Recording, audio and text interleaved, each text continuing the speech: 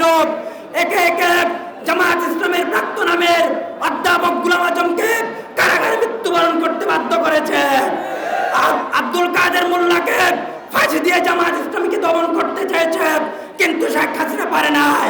আল্লামা সাঈদীকে medical ক্লিনিক্সের মাধ্যমে হত্যা করেছে, কিন্তু জামায়াত ইসলামীকে দমাতে পারে নাই। তৎকালীন আওয়ামী লীগ সরকার অনেক কূটকৌশলের মাধ্যমে, বিভিন্ন উপকৌশলের মাধ্যমে জামায়াত ইসলামীকে নিষিদ্ধ করতে চাইলেও জামায়াত ইসলামী বাংলাদেশের রাজপথ থেকে কখনো দূরে সরে যায় নাই। জামায়াত নেতৃবৃন্দ ফাঁসির দড়ি গলায় নিয়েছে, তবু রাজপথে আন্দোলন সংগ্রাম করেছে। সর্বশেষ 24 অভ্যুত্থানের শেষের দিকে এসে বাংলাদেশ জামায়াত ইসলামী এবং ইসলামী ছাত্র শিবির সহ ইসলামপন্থী শক্তিদের আওয়ামী লীগ নিষিদ্ধ করেছিল। 5 দিনও আওয়ামী লীগ টিকতে পারে নাই।